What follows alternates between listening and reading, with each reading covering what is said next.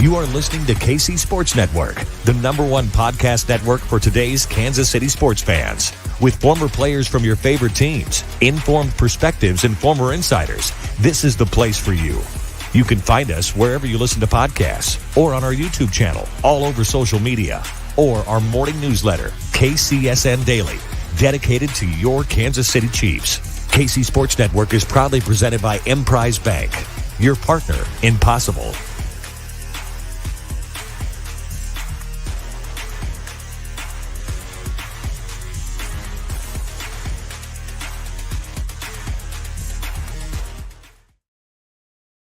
What's going on, Chiefs Kingdom? Welcome to this special live episode of 21 Questions here on Wednesday afternoon. I'm BJ Kissel. That is Tucker Franklin, and we are hanging out at the Macadoodles in Lee Summit, just off 291 Highway. It is Wine Down Wednesdays, yes, Tucker. So you can get 15% off wine and spirits by coming to the Macadoodles anytime today and just mentioning KC Sports Network, and you get that 15% off. Our social guy Joel is hanging out with us too. He's going to put some content out. He'll give you a feel for how big this place is and how many different things you have going on. Plus, they have taste testings. We saw a mixology class that they've got going on here, Tucker. A lot of cool stuff here at Macadoodles as it has spread to Kansas City. Hopefully, it continues to spread with more stores around the metro. But I'm really happy with the partnership that we have here, and excited to be doing another show here. Second one we've done here. Absolutely. Second one we've done, different location of what the first time we done. We did it as a wine cellar the first time, that kind of giving you a different look. This is the tasting bar where we're at right now. You can come up, and that's what's really unique about Macadoodles. You can get a tasting of something that you want to have before you buy a whole bottle of it. You already started looking in there. We found our Five Farms already. We got all kinds of stuff down here. Five Farms. Shout out to them. Yeah, before you buy something, you want to taste it. Beautiful thing about Macadoodles. So again, mention KCSN, get 15% off the rest of today. If you're going out to the Royals game for opening day, you want to get some stuff for your tailgate, what better place to come if you're in the Lee Summit area to come over here and hang out? If not, just make the trip. It'll be fun. Yeah. We'll be going live for the next 45 minutes. So you want to be on that camera, come hang out. But I'm excited. I always like 21 Questions because we get to talk about things that our subscribers and you that are watching live and spending part of your day with us, what you guys want us to talk about. And I know one of those things, Tucker, based on my Twitter account over the last couple of days, is just, again, it's a basic. I'm not getting in-depth nerdy stuff here on caps, cash, contracts, how all this stuff works. And for anybody who has no idea what I'm talking about, or those who do and want to know what I was talking about on Twitter, it's a very nuanced conversation, so I'm excited to talk about it a little bit here. But I'll start it with this tweet, Tucker. I tweeted out, I'm not sure the draft pick compensation is what would stop the Chiefs from a D-Hop addition. More than likely, it's the money on his contract. Even a reworked one would probably be above what they're willing to pay or what they're able to pay. They have cash restrictions with a budget, has nothing to do with the cap. As I wrote that, and now that I see how some people are taking it, I understand. It was very shorthand, and it was a lot of stuff packed into one. So the context of the conversation when I tweeted that out about D-Hop was when the Cardinals said that he can go negotiate with other teams. Right. And people are talking about what kind of pick is going to take. I don't think that the negotiation of whether D-Hop would come here would have anything to do, like I tweeted, with the draft pick. I think they would figure that out. Right. His talent circumvents that. It's going to warrant whatever the pick is. It's the contract side of things, and that he's due $19.5 million this next year, and then like $14 million the next year. He's going to want some sort of an extension, and even a reworked deal is not going to pay him significantly less than what he's due right now on his current contract, unless he's just outright released, and then completely different situation. You start from scratch and get whatever contract. But as of now, he's due $19.5 million next year. Now, the rest of that was they have cash restrictions with a budget, and that seems to set people off. And I want to be very clear about this, and that every business has a budget, and that includes the Chiefs. That includes Clark Hunt letting these guys know this is the parameters that you can play in. Now, this is the nuanced part of it. Does that mean that if they needed a lot of cash for whatever reason, and there are examples that we'll get into, that they couldn't go to him and have that conversation? Absolutely, they could do that. Do I think it's going to be for a DeAndre Hopkins type of move? That would surprise me a little bit, because you have moves, and this is the one that we're talking about, Patrick Mahomes 2 years ago. And this is the one thing I don't think a lot of people know, that if you sign a free agent, you sign a player to an extension, and he gets guaranteed money, the owner has to write a check for whatever that guaranteed money is and put that in escrow account the second that contract is signed, or even before, however the mechanisms of that work. That contract, that money has to go into an escrow. So when you look at the cap for some of these, like Jawan Taylor this year, another one, $60 million guaranteed. He had to write a $60 million check and put that in the bank in escrow. Yeah. That doesn't have anything to do with the cap. The cap hit may be like $8, $9, $10 million. I don't know off the top of my head. You know what Jawan Taylor's cap hit is? I believe it's close to 8. Yeah, I'd have to look. So $8 million is the cap hit, but the actual amount of cash that Clark Hunt and the Chiefs had to write was $60 million in the bank. Yeah. A year and a half after they put $140 million in the bank for Patrick Mahomes, monolith, like mega deal. And so in terms of cash, I know the conversation on Twitter had turned into he's worth $2 billion. His valuation's $2 billion. Doesn't mean there's $2 billion sitting in a checking account. Right. It doesn't mean even if there was that there's still not budgets being set.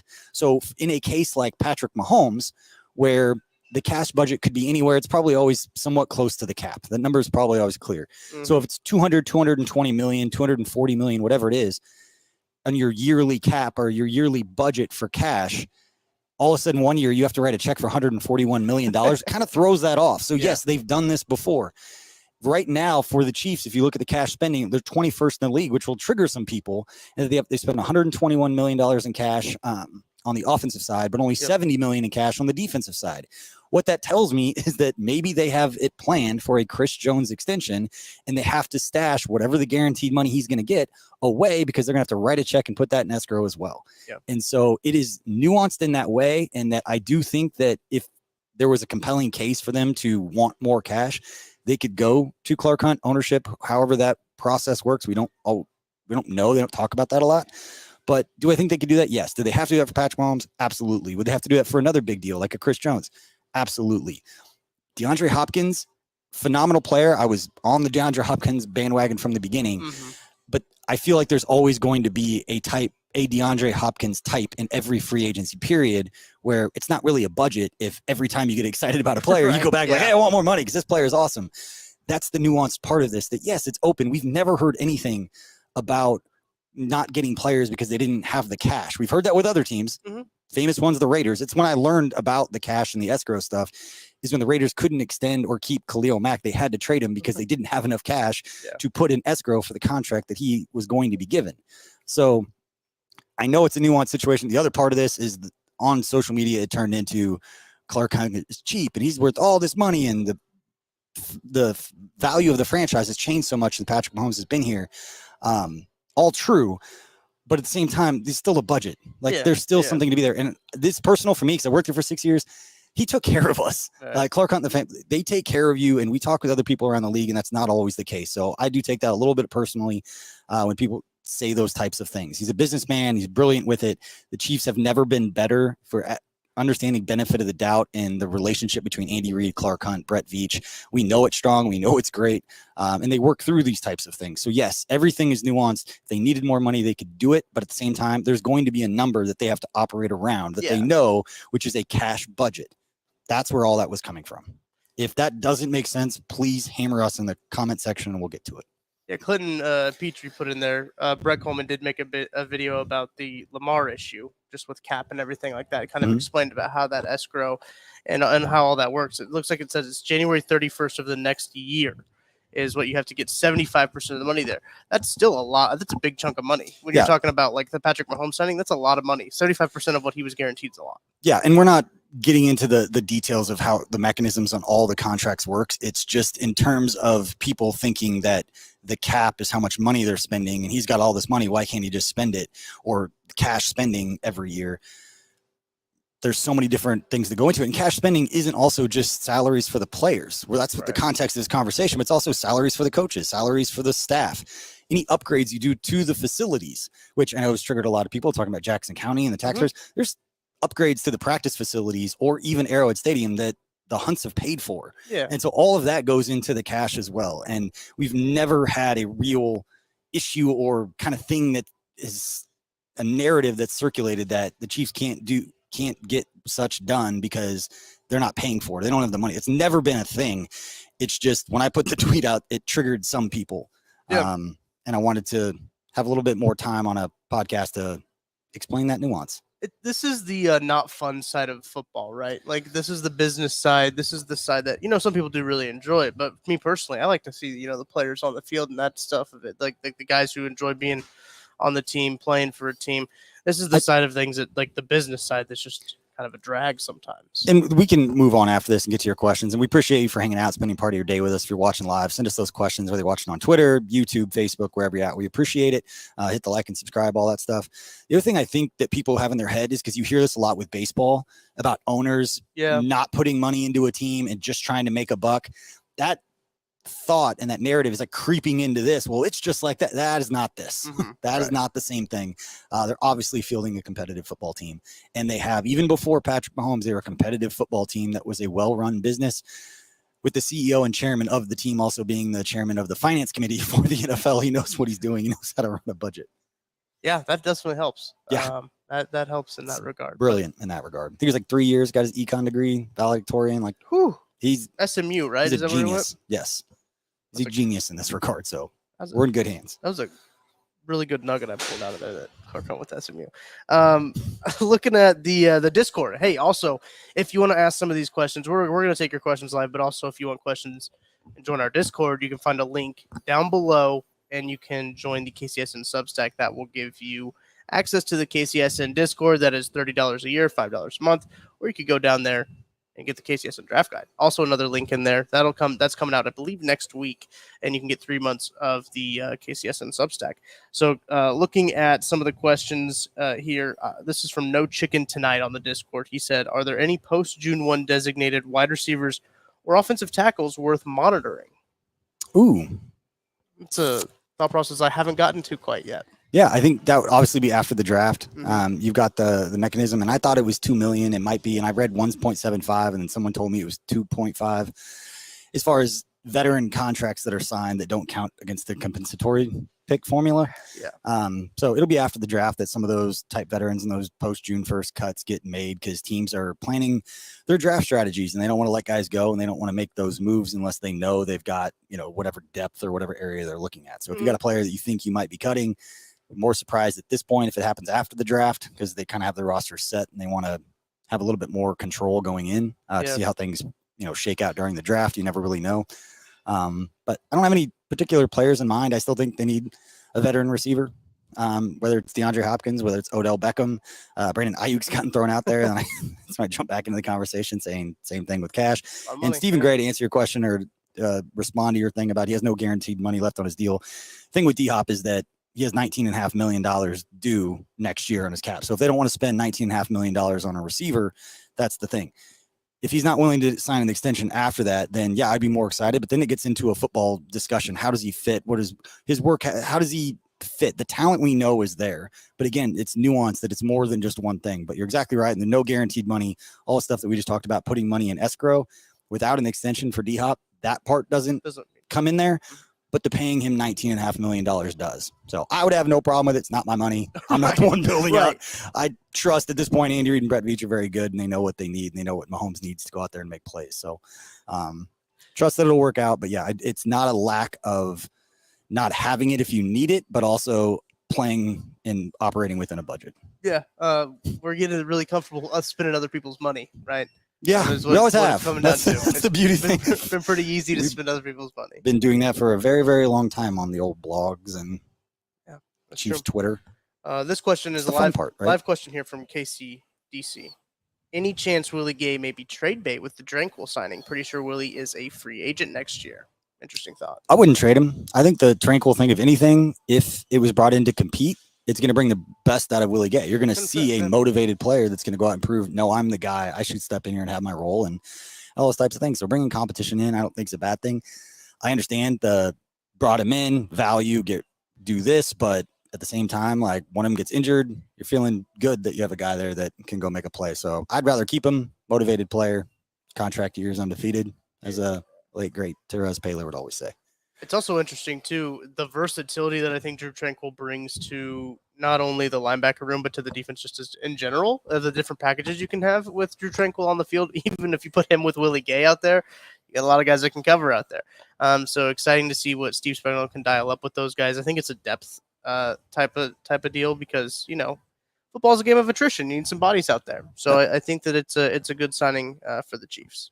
And Steven, you're welcome. Thanks for hanging out. Appreciate the comment. Appreciate the discourse of people being able to talk about these things and understand it's not this like It's not black and bad white. thing. It's not black and white, but it's also not this like there's not this negative thing that is behind the scenes that people don't like. There's this deceitful nature of things going on. Like that's not what's happening here. Right. It's just you have a budget. Everybody's got one, or you should. You've got a budget. You should have got a budget. Joel's got a budget. My wife and I have a budget. Like everybody's got one. Yeah, it's the same deal. If you need more money, you go talk to the boss, but you can't do that all the time. No, you can't. You can't dip into. Or it's not a budget. That's true. All right. Royals opening day. I don't know if you know this. Tomorrow. A lot of friends going. I might take the kids out of school. I'll be going. Have not decided. We talked about it earlier. Yeah. How excited are you? I'm pretty excited. I got the fountain pass for the Royals. So every home game, my dad got it for me. My family got it for me for my birthday. So I'm rocking the blue today for Yeah. So I can go to any Royals game I want at a home game. So beautiful. Very exciting. Yeah. So that's cool. Joel Pinfield asked us this question in the Discord. Let's go. Host of the One Royal Way podcast. New episode. Guy's getting all excited about today. Opening day. It's like his Christmas. It is like his Christmas. New episode out today. They talked to JJ Piccolo on Monday. Go listen to that if you haven't already. Yeah, that was good awesome. interview. Great interview. Excited to get the Royals channel up and going, and got some cool things planned for that. So yeah, if you're a Royals fan, go check that out. And get weekly shows on your Kansas City Royals. Here's what he asked. If you can put a Royals player on the Chiefs and a Chiefs player on the Royals. Oh, I love these. Who would it be and what position would they play? We've talked about this before because it always used to be like Dyson. Like just put Dyson. Like he'd be good. He's a returner. Yeah. I don't know if they have any burners. No, they're all young guys. Bobby Witt's fast. How tall is Vinny? Pasquale. I think Vinny's fairly tall. Could be like a tight end. Dude. H-back? He probably could be. Yeah. He's a big Jets fan. Ooh. It's an exciting offseason. Like they're in headlines every day. Yeah. I mean, Bobby Witt's the one just because he's an athlete. He's good. I don't know where he'd play him, what he'd do, but he'd find a role. Got good hands. It's the dude. I think you have to put Pat on the Chiefs, right? I don't want to get him hurt. Like, not risking. Not that's not fair to Bobby Witt. Just like, I know you play football. Get out there. Steven says for baseball can't put Mahomes on it. So if we don't put Mahomes, you think which Chiefs player could go play for the Royals? Easy answer, because I know we've done this before years ago. Because Spencer Ware played baseball at LSU. Yeah, I think a lot of people knew that. He's an outfielder. He's very good.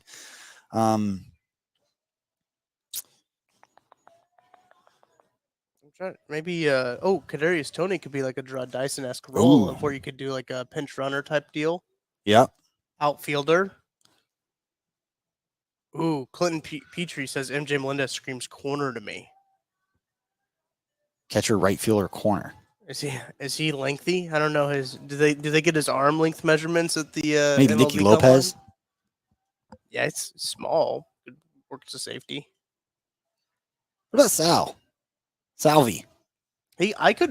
I could see him being like a Travis Kelce type, sit down in his zone. Yeah, just kind of making his money. He's like an end of the career Antonio Gates, just looking around, making plays, getting open because he knows what to do. Yeah, I'm still staying on the Chiefs one. I'm trying to figure out which Chiefs player I think could really hit a baseball. Well, we've seen Patrick Mahomes. I mean, I know he's off limits here, right? But we saw him in the softball game crush it. Kelce could probably crush a baseball, but those are two obvious answers. I think that's the hardest transition, though, right? I think that's the hardest transition. Probably Justin Reed. Guy can kick a 65-yard field goal. I'm pretty sure he could probably hit a baseball. I feel like he'd be good, like maybe second baseman. Steve Gray says Kadarius Toney's outfield would be amazing. Great arm. Yeah. Great range. Did he throw a pass? I believe Kadarius Toney has thrown a pass in an NFL game before, and it was against the Chiefs. Maybe I'm thinking of somebody else. I don't know. I don't remember that one. Oh, Tommy Townsend. Tommy the bullpen. He could throw. Shout out Joel. This is Joel with his question. There you go. He has the answer can. There it is. I appreciate the restraint you showed in asking the question, then waiting a little bit before you put in the answer in all caps. It's probably waiting for us to come up with that answer. Sorry, we disappointed you. But we are not going to disappoint you with the rest of this show, but we are going to take a break. Again, we're hanging out at Macadoodles over here in Lee Summit. 15% off for the rest of today. If you mention KC Sports Network, that's for wine and spirits. Mention that when you come by. For the end of the day, get your stuff for Royals opening day, whether you're going out there, whether you're staying. But we'll be right back after this. Whether you're a Chiefs, Royals, Sporting KC, KC Current, K-State, KU, or Mizzou fan, we've got you covered. Thanks for watching this production of KC Sports Network, proudly presented by Emprise Bank. What's up, Chiefs Kingdom? This is BJ Kissel, founder and CEO of KC Sports Network. With Kansas City on full display for the NFL Draft, what better way to celebrate our hometown than by supporting a charity that helps kids with special needs in our own backyard? Children's Center for the Visually Impaired will host the CCVI Trolley Run Sunday, April 30th to change the lives of students who are blind or have low vision. Now in its 35th year, the CCVI Trolley Run is a 4-mile race that finishes on the Country Club Plaza the Sunday after the NFL Draft. This fundraiser is open to everyone and no athletic ability is required. Enjoy free beer after the race and snacks from local restaurants. We promise the KC community will be on full display. Visit trolleyrun.org and use code KCSN to get a few extra bucks off your registration. That's trolleyrun.org. All right, welcome back to Macadoodles out here in Lee Summit off 291 Highway, where we were answering your questions and questions that were submitted by our subscribers through our Discord. You can get access to our Discord by being one of the paid subscribers to the KCSN Daily Substack. The newsletter comes out every day. We've got all different types of film studies, analytics from our guy, Joseph Hefner, our sports data scientist. A lot of good information if you're someone who likes getting an email 6 o'clock every weekday morning with some next level Chiefs information. So it's $30 per year. It's not bad. It's about 400 newsletters a year. So you do the math, which I'm not great at. It's not very much money per newsletter. So I'm not good at math. Plus you get access to all kinds of cool things through the Discord, and it's a cool community in there. I know you spend more time in the Discord than I do, but it's a cool spot. Maddie and Craig are the two Discord guys that are in there the most. Maddie's in there a lot. Maddie is in there a lot. He's doing like exclusive Discord only film rooms. I see them. I get notification whenever he put stuff in there. There you go. Yeah, you're on the add everybody. He adds everybody on those. So all 500 members in the Discord will get a notification no matter where they are, what time of day it is. Maddie has that power. Maybe we should take that power away from Maddie. Who knows? But anyway, this is a question coming from the Discord. This is from Craig Stout. Yeah, let's fight words. This is from Craig Stout. What bottles are we walking away with today at Mac? Ooh, I had to actually get a couple of bottles of wine. So my wife and I and some of our friends do a monthly dinner party where it rotates with whose house we go to. And this week it's ours. So having 10, 12 people over, our friends, couples, and cooking dinner. And I got to get some wine for the party. So I'm going to go grab probably some bottles of Malbec. Good thing it's 15% off. Yep. Wine Down Wednesday. Didn't even put that together. Yeah. Beautiful. And if you mention KC Sports Network, you get 15% off spirits too. I'll mention KC Sports Network when I go over there. Hey, the guys in the corner with all the equipment. Yep. Yeah. No. So make sure to drop those questions in the live chat. We'll answer those as well as questions that we are getting from the Discord. This one is from Matty Kuiper. He's changed his name in the Discord to Matty Kuiper because they're doing the member-only mock draft. That's also something that's going on in the KCSN Discord. Between Tucker and Kent, who wins in an arm wrestling, thumb wrestling combo match in which you do both at the same time but have to win both to be declared the victor. Well, there's a lot going on in that. I don't think Kent has any shot on arm wrestling. I don't think you have any shot on thumb war. So it's going to be a draw. I got that's a trick question. It is a trick question, and I think that's kind of the answer that Maddie was looking for. That's a very Maddie answer, right, to a Maddie question. But he's just trying to get it off of the one-on-one basketball that always comes up between Maddie and Kent. They were both offended by the line that I said of -3 in favor of Maddie. Maddie was offended it wasn't higher. Kent was offended it was 3. There's only one way to solve this. If they would ever be in town at the same time near a basketball goal, interesting. Weird. The draft's coming up. Could be soon. All right, here we go. And speaking of the draft, we hopefully within the next week will announce where we will be for each night of the draft, and actually doing potentially doing a show earlier in that week at another special location. And if you are a member of the KCSN Discord, you don't even know this. This is breaking news from a meeting I had yesterday. We are going to open up to our subscribers, our Discord members, an opportunity for don't know the numbers yet, so brainstorming this out loud live on the show. inviting some people to come hang out with us Sunday after the draft. We do our recap show up in Weston. Gonna have drinks, gonna have food up there. Gonna have another, don't want to steal their thunder, but some other very prominent NFL content creators that aren't based here in Kansas City, but you know who they are. They're going to be hanging out with us at the event center on Sunday after the draft. And so we're going to open that up. If you're interested in doing that, reach out to us, hit us up in the Discord, and we'll figure out how many slots, whether it's 50, whether it's 100. But have people come hang out with us as we break down the draft. That'll be Kent, Maddie, Craig, Tucker, myself, Joel, come hang out. Whoever wants to come hang out. As far as KCSN, Joel, because I know you're watching, come hang out too. But yeah, we'll have more information on where we will be streaming all 3 nights of the draft. We'll have that to you very soon. Well, that was a question that was brought up in the Discord that I didn't bring up. Didn't want to put you on the spot like Nick Lecky did. A lot of people asking, which is awesome because I know people loved the content last year. It was awesome for us. Really cool stuff planned for this year.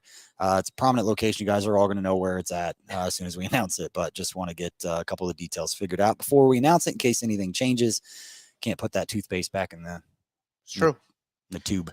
So there you go, Mike Denny. There's your answer to how the draft party is looking. That's what we're doing. Let's get to this question here from Stacy Smith. Oh, I got like the one above it too. Oh, okay. Let's do Justin's first, then we'll get to Stacy's after. I don't have an answer, but what wide receiver in the draft would make you the most excited to land? With Kansas City? Oh yeah, I just saw the most disappointed.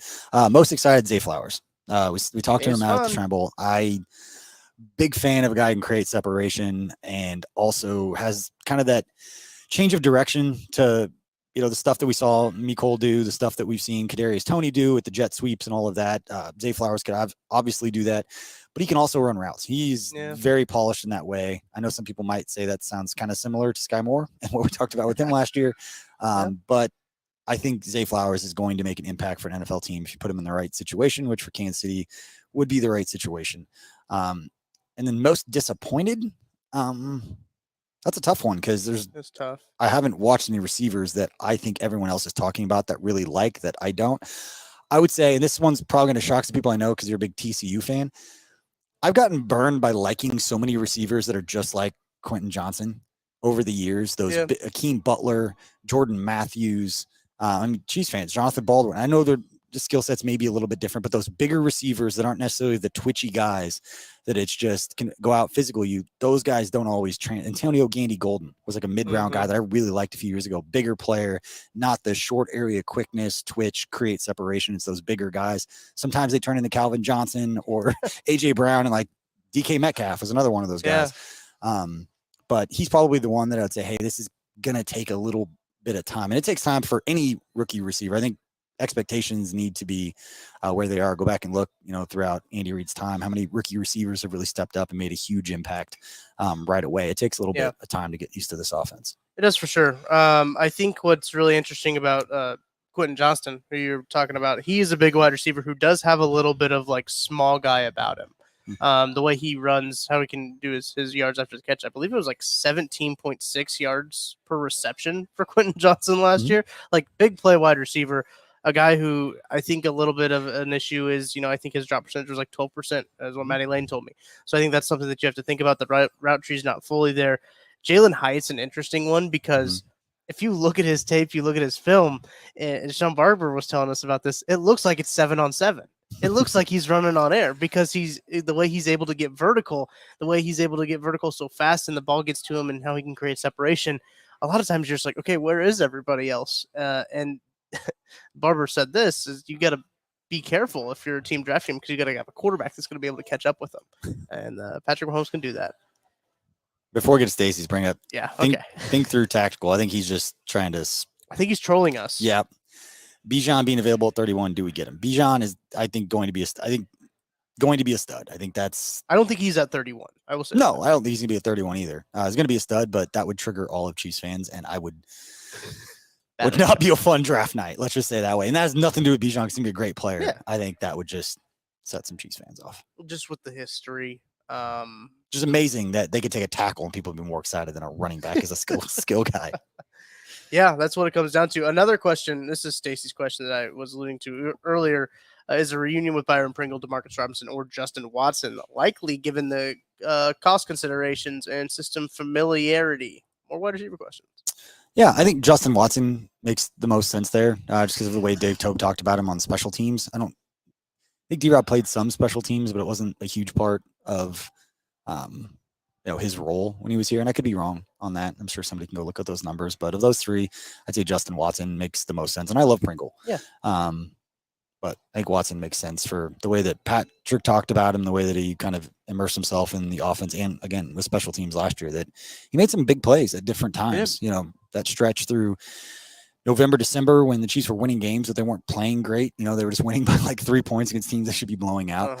Some of those key third downs and some of those plays that you kind of forget about. Justin Watson was making some of those key third down catches, so love to see him back. Shout out to Think Through Tactical. He said he's a Chiefs fan from Austin, Texas. Okay. And he can dream. Fair enough. Okay. We'll take it. Sorry for assuming that you were just trying to trigger Chiefs fans. Listen, as a Chiefs fan who was a K-State guy, Deuce Vaughn in round 3, 4. I wouldn't hate it. I think Interesting. he's going to be a stud. You watch the highlights of him doing like combine drills, like his feet. That's not even a bias thing. Like, that's just beautiful to watch. There's a YouTube short in the drafts that I was working on when the Orlando Brown news hit that they weren't going to tag him. And then I scrapped it and worked on an Orlando Brown Jr. one. You can go back. I can go back to it. But it's about Deuce Vaughn. So, love it. Hear that? Love it. All right. I'll go back to the Discord here as we get some more questions here. Glenn Petrie says, need a new fullback H-back. That's true. A conversation I've had a lot is, they brought back Blake Bell. Yep. Tongue twister. So some thoughts are, when they do go to the fullback position, some sets that they have, do they put him at the fullback position? Who knows? But we know that Andy Reid loves the fullback. Yeah, we've said that I've said that's been brought up every year that we go to training camp. I talk to Mitch Holtis about that all the time with Anthony Sherman and all those guys. And he was a 4-core special teams captain. But it was always like trying to figure out how to make all the players make sense. And you end up getting rid of a player, or a DB, or a receiver, or an offensive lineman that you think may really help you. Mm-hmm. It's like, where could you steal a spot? And it's like, do you really need a fullback? Do you really need that guy? And it's, yes, they always want one of those guys. So I'm team Derek Parrish. Ooh. He's fun. That'd be fun. They're going to need a guy. Not a ton of fullback reps, but watch some of his tape when I was going through his interview that we did at East West Shrine Bowl. You'll be able to find that next Monday on KC Sports Network. We've got the running backs that we spoke with out at the East West Shrine Bowl. One of them is Derek Parrish, who's also an edge rusher from Houston. So he's kind of a throwback, playing both. He played a ton of fullback, more of an edge rusher in college, but kind of an undersized guy. But it's got some juice. Just kind of got that vibe about him that is like, you seem like a fullback. He's a football player. That's what he is. He's a football player. I think that's what Ken said. Yeah, you want him on the field. Is a guy that you want. It's the guy you're going to find a position for. So he was the guy at practice when it was raining and it was the gross day after practice. He had his shirt tucked in underneath his pads, so he's wearing like a crop top, and he's got the body to show it off. So I mean, just a true football guy. Ken hammered him about that in that interview. Yeah. He was like, are you just going to accept the fine? He's like, maybe. He's like, I'm doing this at the NFL. The old cowboy collars. Yeah, need to bring those back. All right, here's one from Julian K. Eric Bieniemy's burner. What former Chief would you want to have a guest on a podcast? Colin Saunders. I guess that counts now, yeah. Mm-hmm. He's got a standing offer anytime he wants to host a podcast on the network. So whenever he's done playing in 10 years, makes some more money, wins a Super Bowl. It means the Chiefs aren't, but bring him back. Sure. Now he's gotten paid. Bring him back after again. Right. Sign him in like 4 years. Retire as a Chief. Yeah, just bring him back. Come back closer to home, St. Louis. And but phenomenal personality, great dude. I'm excited to grab lunch with him here in a bit. That's true. Because for anyone listening, I'm not hanging out with Colin. Colin Saunders is gracious enough during the Soul of KC toy drive raffle that we do around Christmas time, benefiting Operation Breakthrough, that one of the prizes for a group was to win a lunch with Colin Saunders in the off season. And so I've been messaging with Colin since he signed with the Saints. You're like, hey man, are you coming back to Kansas City? We still have his lunch. And he was very nice, saying, yeah, I actually thought about that right before I signed. It's like, well, that means that's awesome. But he'll be back in town for a little bit, and we're going to go grab lunch with the winners of that. I'm excited about that. But yeah, there's a lot of good ones, but Colin, just because he's got a standing offer. Oh yeah. Two players, him and Chase Bryce.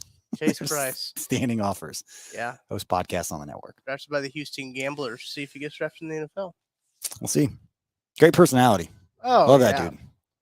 Oh, yeah. Should we take a break? Yeah. Let's take another quick break. This will be the last one. Again, we're hanging out at McAdoo's. Appreciate you all for hanging out. See you in a minute. Whether you're a Chiefs, Royals, Sporting KC, KC Current, K-State, KU, or Mizzou fan, we've got you covered. Thanks for watching this production of KC Sports Network, proudly presented by Emprise Bank. You know what, Tucker? Welcome back, everybody. You know what, Tucker? I just saw a comment from Justin Duwepingis. You know what? Boy, that's everybody else that's watching on YouTube can try to pronounce that. But Noah Gray played some fullback at Duke, so that's an option. It is an option. Something we've been talking about for a decade with Andy Reid and fullbacks. Maybe Noah Gray is the Blake Bell. Yeah. Who else could they draft? They could draft Dalton. Oh gosh, Dalton Kincaid from Utah. Yep. That'd be a fun one. First round pick fullback. Wouldn't Chiefs fans be upset with a first round pick fullback? You can make a list of like what would set Chiefs fans off the most. And I honestly think it's a running back, like above even like kicker. No, that's not true. Might be. Punter. Yeah, they already got Tommy. They already got an all-pro punter. Just positions you don't take in the first round. Yeah. Here's a question from Jerome Bunkers. He asked, hey, guys, great to see you. How many draft picks do the Chiefs have this year? How many do you think that they will actually use? I believe they have 12. I find it hard to believe they'll use all 12 of them, in my opinion. Yeah, no, I don't think they have that many roster spots. I'd say 8. I think they'll walk away with about 8 players. That's what I've said from the beginning. So they have 12 picks or 10? I think they have 12 with comp picks that came out altogether. So 12. You can correct me if I'm wrong in the chat, but that's the number I remember. Justin gave us a phonetic pronunciation in his in the chat. Dupin-Geyser. Dupin-Geyser. Oh, it's not as hard as we were making it out to be. So thank you, Justin, for being a good sport about it. This is from Chris N. Which game is the Germany game? We don't know that yet. The schedule's not out, but BJ, I kind of want to twist this question and ask you, what game would you want to see the Chiefs play in Germany? A non-conference game that I believe it's already a home game. Well, that would be my next thing, is not to take away a game from Chiefs Kingdom. We have the list of home away opponents. I'll look it up real quick. All right. I'll look it up. Let's see. Chiefs opponents. It's the beauty of 21 questions. You're surprised at these questions not have this information readily available in front of us, as if it was an outline for a segment we knew we were doing. Right. People have to realize that this is live. This is live podcasting, and it's not scripted. Yeah. Home, obviously, the divisional games, but they have the Bills, the Bengals, the Dolphins, the Bears, the Lions, and the Eagles all at home. What a home schedule. Holy cow. Lions. Bears. Lions or Bears? Yeah. That's what one of those two. If it's the Bills, Bengals, Dolphins, there's no way the NFL would do that. Aren't there teams? I'd be shocked if they did that. Bills, Chiefs in Germany at 9 a.m. You're welcome, Germany, if that happens. That's really leaning in over there. I'd say Lions or Bears. I'll see. Shout out Matt McMullen for that, by the way. First result that came up. Matt McMullen. That guy. I was trying to see if he had in here where the Germany game will be. I believe it is a home game because they were the first team announced to be in Germany. And I think that's what they did last year. But a good home slate of games. Like even if, so the Lions or Bears, they do that, but Dolphins at home, Bengals at home, Eagles at home, Bills at home. Those are all really good matchups. That's a good season ticket. If you're trying to go out to Arrowhead. Yep. Wow. Like that one. All right, Neil Blair, another question. Watching on the train home in Dublin, Ireland. So appreciate you, Neil, friend of KCSN. Is edge or defensive tackle, Tucker, a bigger need in the draft? That's a really good question. I would probably say we've seen the Chiefs go versatility on both sides, right? Charles O is a guy that can play both interior and a guy that can play on the edge. Yep. When you start to really look at it, they need a guy like a Derek Nottie type because the recent trend, the Eagles did this in the Super Bowl and really all year, is they throw waves at offensive lines. And I think that's probably the best kind of approach to it. If you can get some good different configurations, some different, if you put Charles Ho on the inside right next to Chris Jones, that's going to be really tough for any interior. I don't care what his interior offensive line is going to be. So I do think that if they get a guy like now this probably if Kalijah Kancey falls to them at 31, that would be a fun one to add. He's a little undersized, and he's probably not your traditional one tech, but a guy that you could really almost develop into a guy. He's similar to Tershawn Wharton, I think, in that regard. But I think a guy that has a lot of positional versatility, and that's, I think, what they're going with across the board on the defense. That's what I was going to say. I mean, we've seen with Turk Wharton move around. We've seen Mike Dana move around. They've already talked about Charles Omenihu getting moved around. Right. We see George Karlaftis gets moved around. Chris Jones gets moved around. So I would prefer that they don't take somebody, and this isn't a knock on him, but somebody like Derek Nottie that is really just a one position. He's gonna be on the inside. I like the guys that you can move around, that you can stunt with them, that has that.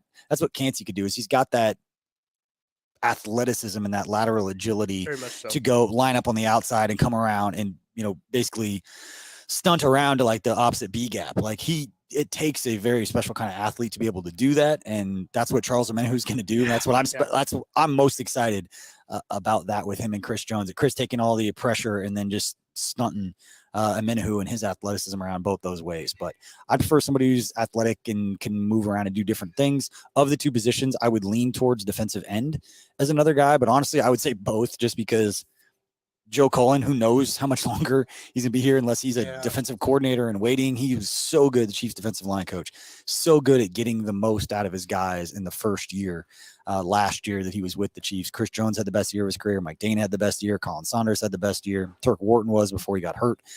Get as many young guys in here as we can to work with this guy as long as we have. Yeah.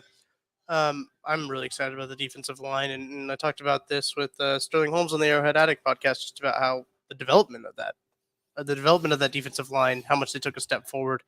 I think Derek Nottie is really like the only one that didn't have a clear step forward in kind of last year from the year before. So that's really promising for the Chiefs, and I'm excited to see what they got going on. And obviously they've got another year, George Karlaftis. They're going to have some guys, but they need to get some bodies out there. This one's from Stuart McCutcheon. Here, do you see throwing draft picks at multiple wide receivers in the draft like he did last year on corner? Interesting thought process. Don't hate it. Then you get into the conversation, and it's, again, nuanced and have to look at the whole picture. You draft 3 receivers in the top 5 rounds, and you add who you already know you have on the roster who's going to make the team, and you only keep 5 or 6 wide receivers. Right. You can't take a player in the 4th round, in theory. One time, okay, it's not a good practice to take 4th rounders who aren't going to make your team and then try to stash them on a practice squad or whatever. Like, it's kind of a waste of a pick. And so if it makes sense and they find players they really like, and you find like a 7th rounder, you take a flyer on like a Justin Ross or somebody like that, that can make a team or, be stashed on a practice squad. I don't know. I know I'm all over the place on the answer, but I like the idea of taking multiple receivers, but I mean, you've got MVS, you've got Tony, you've got Sky Moore, and then you get into the Cornell. Who am I missing? You already got Justin and John, the Rosses? The 2 Rosses, but they're competing for spots. They're in that same kind of boat where they'd be competing with a 4th rounder with John Ross, Justin Ross, and however many you guys would be picking. Right. Would probably, if you draft 3 guys and then you pick up those 2, you're probably fighting for 2 roster spots. Between 3 draft picks and Justin Ross and John Ross. And I think that's what differs a little bit. That's what differs from last year's scenario, right? Like they had more roster spots to compete with at corner than they did wide receiver. Well, we are saying we're talking out of both sides of our mouth at the same time of they need another wide receiver. The wide receiver, there's not a whole lot of receivers under contract. They've got bodies there. They don't have necessarily the top tier bodies that we would want them to have at the wide receiver position, I think is fair to say, but they do have bodies there. I think that's what the strategy differs a little bit. Last year with corner, that worked out really well. Yeah. And they had some spots that they had to fill with Charvarius Ward going to San Francisco, and L'Jarius Sneed obviously moved up to that spot, and Rashad Fenton traded in the middle of the year. That kind of created another spot. So there's a little bit more spots there at corner than there are wide receiver, I think. Yep. I agree. All right, Justin, another question. Who's the one guy? I'm curious on your answer here. Who's the one guy you'd each pound the table for? Assuming draft. Yeah, I've thought about this a lot. And I've watched some tape of Darnell Wright, and I think Darnell Wright would be super fun for the Chiefs. Now, I would say this with a caveat. I wouldn't expect Darnell Wright. If you draft him 31, I think a lot of people would expect him to come in and play right away. That's obviously going to be a competition at right tackle, whatever it is, with Lucas Niang. And I think Matty Lane made a really good point on the KC Laboratory on Monday saying, listen, the Chiefs were very high on Jawan Taylor left tackle, Jawan Taylor left tackle, Jawan Taylor left tackle. So they must feel confident with Lucas Niang or whatever they have at right tackle to be so certain to flip him over to left tackle. So and Kennard. Kennard. See where he's going to be repping. Right. If he moves inside or if he does and you still start at tackle. You have Prince Tagovailoa as well. Yep. So, they have options there. If you bring a guy like a Darnell Wright that you can bring in and have on a rookie deal who does, and what if he pans out like Trey Smith does, right? I know it's a lot of expectations to put on the dude, but we've seen Patrick Mahomes be able to make tackles and offensive linemen look a little bit better. I mean, Andrew Wiley had a really good year last year. He was able to get paid a little bit. Mike Rimmers looked good at right tackle. So it's possible Darnell Wright comes in and you can have a rookie there playing for, you would have a 5th-year option if you take him in the first round for 5 years on a rookie deal with a right tackle while you're paying big money on the other side, big-ish money on the other side. I don't necessarily and eventually hate that Creed idea. And Trey are going to get paid. Yes. And you're going to have to figure out some money wise.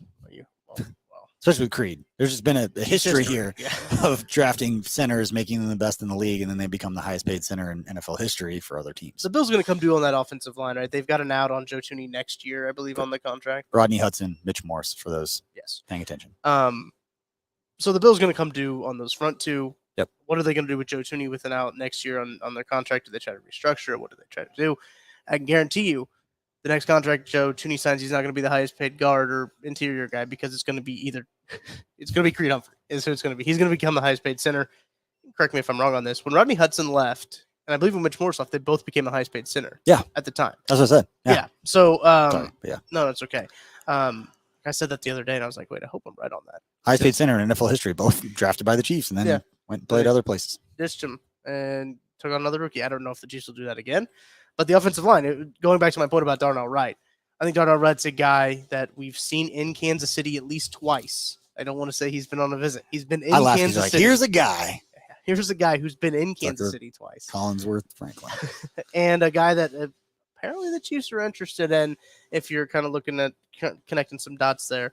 But a guy that you can have on a rookie deal for 5 years if you take him in the first round while Patrick Mahomes is entering the bulk of the contract while you're paying Jawan Taylor some money, and you can kind of be able to negate some costs with a good player. Yeah, I like this question. We'll take 2 more questions. We wrap up the show. Again, we appreciate everybody for hanging out on your Wednesday afternoon. If you're listening live, appreciate it if you're watching or listening after the fact as well. Yep. This question is from Stacy Smith. It said, do you think having excellent coaching in Cullen alters the draft strategy a bit over the next few years? Should the Chiefs commit to feeding him more young D-line talent?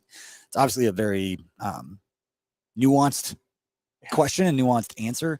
I will say that I do believe that his ability to show development in players that are already in the system means that it wouldn't necessarily lend itself to give me more guys to develop. I made that point earlier, but I do think that him standing up when they're talking about the D-line room and what it's going to look like next year. For example, he was really high on Mike Dana, and he's like, I've been working with this kid. I think we're going to get the most out of him. I think we're going to see him improve.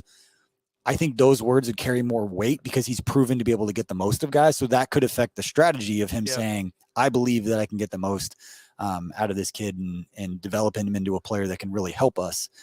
So in that way, I think he would have kind of more of a standing, but I feel like all of the coaches would kind of have the ability to speak up like that. So it wouldn't be like separating himself. I think Coach Reed and Steve Spagnuolo would let their guys speak and take him out at their word. But yeah, I think it would carry some more weight or whatever you want to call it with the fact that he's proven to get the most out of his guys. Or if there's a guy in the draft that he really likes and he's like, this is my guy, you might trust him a little bit more just because he's proven to be able to get it done. Yeah, I really like the way that Joe Cullen has kind of built the room and developed those guys. What I think is really interesting, too, you talk about altering draft strategy on the defensive side of the ball. I think hitting on all those corners really altered the draft strategy if you think about it. You find 4 rookies 5 if you count safety and secondary with Brian Cook that come into play. That really alters your draft strategy because you're going to have those guys for 3 more years. And so on rookie deals. So every free agent period, when you start seeing all these corners get all these big deals, and like, we don't have to spend money there. Yeah. So I think that kind of might. That bill's coming due. Yeah, that's a few Super Bowls before then. Hopefully. All right, let's get one more question, Tuck. You can choose it. Okay, let's see here. We've already hit those. Oh, if the Chiefs don't keep here's one. From Trav Dav, if the Chiefs don't keep one of the free agents on the 53-man roster, do they take a cap hit?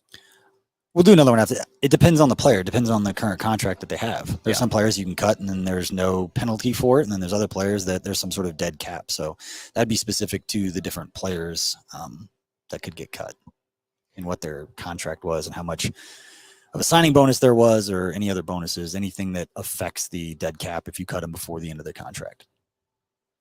This is an interesting question here in the Discord. Well, let's wrap it up with this question from C. Larson 12.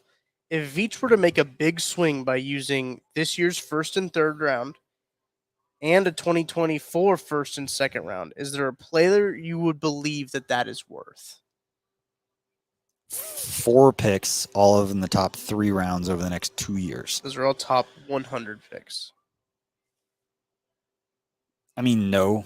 The player that I would think you'd trade the most for, like Will Anderson. Yeah, like somebody like that. Draft, I should say, with a caveat. Yeah, but I wouldn't trade.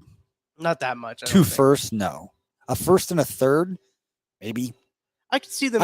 You know what? I could actually get behind that because if I'm willing to take, it's my decision, it's my resources, my money. No, if the Chiefs would be willing to take an edge rusher at 31, and you're going to get the 5th or 6th best edge rusher anyway, you're taking that position. Adding in a third round, giving up a third round pick by getting a guy that you can build a defense around, yes. I trade first and third, 100%. But will a first and third round pick get you from 31 to 3? No. So would I include next year's first for him also? No. Because I trust that they're going to hit on those picks and those guys are going to be productive. I think I want to see the Chiefs move up. I think that's what I want to see in the draft. I think I want to see them move up, and they're going to have a guy that they like, right? And if that guy does get to the point, I think Jalen Carter was a conversation on the draft show. They were talking about a guy that gets down there and is falling a bit, and he's fallen a bit in mock drafts. He's fallen a bit. There's obviously the legal issues going on there, but if he falls and the Chiefs feel comfortable enough to give up the assets to get a Jalen Carter, trade up to 15. If he falls all the way down there, you think that would be quite worth it? Yeah. You're probably giving up 3 picks at that point, right? A pick swap at 1. I don't want to give up nothing that gives up next year's first round pick. I would be into 2 first round picks. No. Anything, yes, moving up in the draft, 100%. Anything, even like a third next year, fine. Whatever. Not next year's first. That's a lot of capital. You're talking about if you're in the compensation that we relayed out there, that's 2 firsts, a second, and a third. That is very similar to like first round pick territory. Yeah. We need a quarterback to fall because what I'm most excited about, just because of the long game here, Chiefs trade back, get somebody's first next year, and then we could just root for that team to suck all season long and just raise that pick. So anyway, we appreciate everybody for hanging out with us on this special live episode of 21 Questions here at the Lee Summit Macadoodles. Again, 15% off wine and spirits by just mentioning KC Sports Network. For the rest of today that we're recording the show is on Wednesday. This place is unbelievable. It has everything you could possibly want, and it's got the tasting center that we're sitting in right now. They've got the Wine Down Wednesdays hanging out over there. They do every Wednesday with 15% off their wine. So if you're in this area, you're willing to drive a little bit, if you're on the other side of town, come over here. I promise you it's worth it. And I always enjoy coming out here. I gotta go pick up some stuff though. It's great. Yeah, now it's the fun part. We get to go do some shopping in these wonderful aisles, wonderful shelves that they have here. They're beautifully I saw them dusting the bottles too. Like, they take care of you. They take care of their product. They take care of you. The cool thing, and it says even if we weren't partners, there's an aspect of that here, but you ask anyone here that works here a question about anything, they're all knowledgeable about whether it's beer, liquor, spirits, wine. Like, whatever it is, like they will get you exactly what you want, especially when you're going through the tasting. Like they have to know what it is. If you're like, hey, it's a little too much caramel in the bourbon there, like let's try something else. Like they know their stuff. They don't just point you in the direction of where the bourbon is. They can actually talk to you about the different stuff and what's going on. So couldn't be happier to be hanging out here. Couldn't be happier to go grab some wine before our dinner. I would grab some Five Farms, but we had a special delivery yesterday, so we've already got some at the office. But again, appreciate everybody for hanging out. Please hit that like and subscribe, follow us. We'll continue getting and putting out lots of draft content. Tuck, before we let people go, do you want to tease what's going to start on Saturday? Yeah, Saturday we got I just say it. Do I have to tease it? Just say what it is. We're going to have a series, breakdowns. Kent Swanson, Sean Barber sitting down, breaking down some top prospects. This first batch here, the first 12 videos will be about players that'll be around pick 31 that could be some potential Chiefs fits. They sat down, broke these down. We'll have another 13 videos because that's how you get to 25. We'll have one every day leading up to the draft. One every single day up until April 25th. And those are top prospects, and you'll get to hear that from Kent Swanson and Sean Barber, former Chiefs linebacker. They sat down at our beautiful new space to talk about some draft prospects. Yeah. And I've been editing those videos, been putting them together. Very excited for those to go out. Been working hard. Saturday. I'm excited to see them. They look beautiful. Thank you. We got highlights, got barbershop, got Kent, surrounded by a lot of Miller Lite. A lot of it for some reason. I don't know why. So we appreciate everybody for hanging out. We'll see you next time.